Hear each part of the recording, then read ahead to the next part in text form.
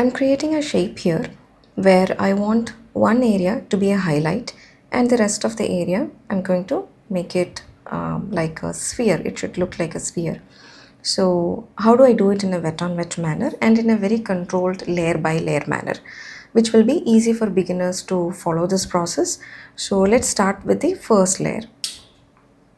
So when I start with the first layer, I'll go with the wet on wet method. So I'm taking some water in my brush and applying it here. So I'm careful with the borders, making sure that it's not going out of the border.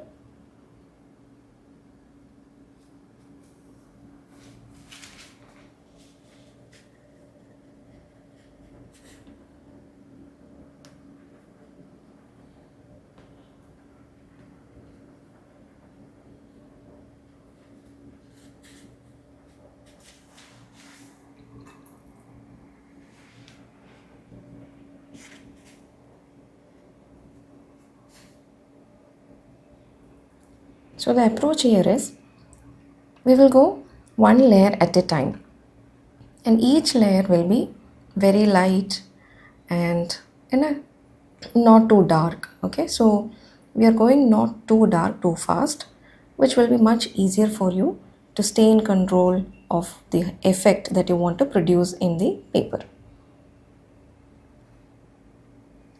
You can see how slowly I'm going.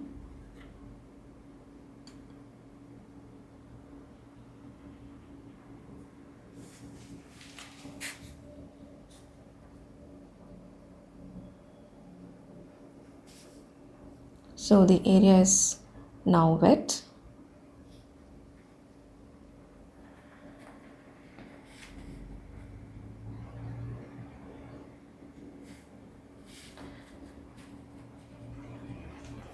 Any extra water, I can take it off. How do I take off any extra water from the wet area?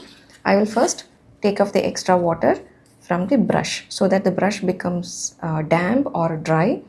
It's not dry but damp, and then from here I can suck off a little water. The brush will suck the extra water that is there in the paper. So I don't want this to be too wet, but a little bit wet. Can you see the wetness level now in the light? Now I'm going to take some color. I'm starting with a yellow color, lemon yellow, which I have in my palette. See, I've taken my lemon yellow. I'm adding more water to it so that it becomes very light. You see, it's very light. So if you're not sure how light it is, you can try it nearby or on another sheet of paper, wherever you're working on. You can apply that color and see how light it is. Okay, so this lightness is okay for me. If I want, I can make it even more lighter. The lighter the color is, it's easy for you to stay in control and correct it over a layer by layer manner. So this is my first layer that I'm going to apply. So I'll keep this side, this area, as a highlight. So I don't want my paint to flow into this area. So I'll start putting in colors from far away. So my aim here is the color should be on areas where it can go dark, and here I want it as a highlight. So since we are going with a wet on wet method, the paper is wet and the brush paint is also wet, paint will flow into the area where there is water. So I'm careful. See, as I'm going here, this is where I want the highlight.